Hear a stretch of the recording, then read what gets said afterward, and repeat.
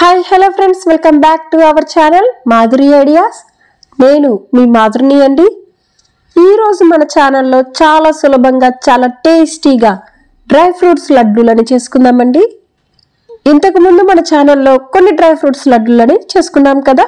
ఇప్పుడు మరొక స్టైల్లో కొన్ని ఇంగ్రీడియంట్స్ని యాడ్ చేస్తూ ఈ లడ్డూలని ప్రిపేర్ చేసుకుందామండి. ఈ లడ్డూలని పిల్లలు పెద్దలు అందరూ కూడా ఇష్టపడుతూ తింటారు. అలాగే ఈ డ్రై ఫ్రూట్స్ లడ్డూలకి కావలసిన పదార్థాలు అలాగే తయారు చేసే విధానం చూద్దాం. ముందుగా నేను ఇక్కడ 10 పిస్తా పప్పుల్ని తీసుకున్నాను.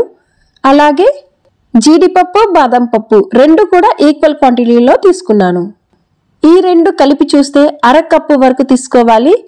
అలాగే 1/2 కప్పు పుట్నాల పప్పుని కూడా తీసుకోవాలి. పుట్నాల పప్పుని తినే శనగపప్పు అని కూడా పిలుస్తారండి. ఇప్పుడు గ్యాస్ స్టవ్ని ఆన్ చేసి ఒక కడాయిని పెట్టండి. కడాయి లైట్గా వేడెక్కిన తర్వాత అందులో 1/2 కప్పు వరకు డ్రై ఫ్రూట్స్ని వేసి వీటిని కూడా కలుపుకుంటూ లైట్ గోల్డెన్ కలర్ వచ్చేంత వరకు ఫ్రై చేసుకోవాలి. అలాగే ఈ ప్రాసెస్ అంతా కూడా గ్యాస్ స్టవ్ని మీడియం ఫ్లేమ్లోనే పెట్టి ఫ్రై చేసుకోవాలి. అప్పుడే పప్పు లోపలంతా కూడా మంచిగా ఫ్రై అవుతుంది. ఇప్పుడు చూడండి, జీడిపప్పు, బాదం పప్పు అలాగే పిస్తా పప్పు ఈ మూడు కూడా మంచిగా ఫ్రై అయిపోయింది కదా. ఇప్పుడు అదే కడాయిలోనే 1/2 కప్పు వరకు పుట్నాల పప్పును కూడా వేసి వీటిని కూడా ఒక 2 నిమిషాల వరకు ఫ్రై చేసుకోవాలి. ఇలా పుట్నాల పప్పుని కూడా ఎందుకు ఫ్రై చేస్తున్నామంటే పుట్నాల పప్పు మెత్తపడకుండా చాలా క్రిస్పీగా ఉంటుంది. అలాగే మిక్సీ వేసుకునేటప్పుడు కూడా ఫైన్ పౌడర్లా వస్తుంది. ఇప్పుడు ఒక 2 నిమిషాల వరకు ఫ్రై చేసుకున్నాక ఈ డ్రై ఫ్రూట్స్ అంతా కూడా మంచిగా ఫ్రై అయిపోయింది. అలాగే పుట్నాల పప్పు కూడా రోస్ట్ అయిపోయింది. ఇలా ఈ స్టేజ్లో ఉన్నప్పుడు గ్యాస్ స్టవ్ని ఆఫ్ చేసేయండి.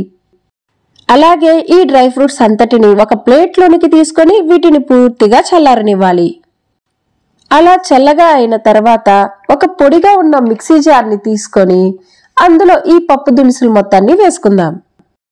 దాని తర్వాత మనం ఏ కప్ అయితే మెజర్మెంట్స్గా తీసుకున్నామో ఆ కప్పుతోనే 1/2 కప్పు డ్రై ఫ్రూట్స్, 1/2 కప్పు పుట్నాల పప్పు అలాగే 1/2 కప్పు పంచదారని వేసుకోవాలి. ఇప్పుడు రుచికి రుచి, వాసనకి 4 యాలకుల్ని కూడా వేసి మీకు ఎంత వీలైతే అంత మెత్తగా ఫైన్ పౌడర్లా వచ్చేంత వరకు మిక్సీ పట్టుకోవాలి. మీకు వీడియో చూస్తేనే అర్థమైంది కదా, ఇలా ఈ విధంగా పౌడర్లా ఉండాలన్నమాట.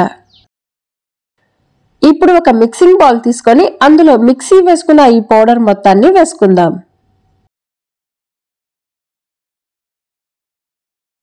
దాని తర్వాత 3 నుండి 4 టేబుల్ స్పూన్ల నెయ్యిని తీసుకోండి. నేను ఇక్కడ నెయ్యిని కరిగించి తీసుకున్నానండి.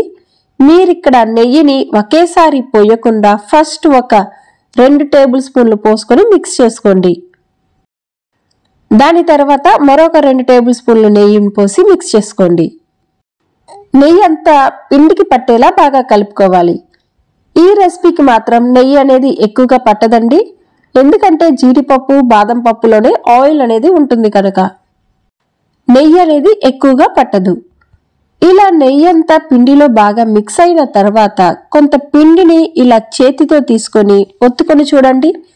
మీకు ఉండలా వచ్చిందంటే పర్ఫెక్ట్గా వచ్చిందని అర్థం. లేదా పట్టుకోవడానికి ఉండలా రాకుండా పొడిగా అయిపోయిందంటే 1 టేబుల్ స్పూన్ నెయ్యిని యాడ్ చేసి మరొకసారి ఉండలా చుట్టుకోండి. ఇప్పుడు వీటన్నిటిని లడ్డూల్లా తయారు చేసుకుందాం. చూడండి, లడ్డూలు ఎంత పర్ఫెక్ట్గా వచ్చిందో.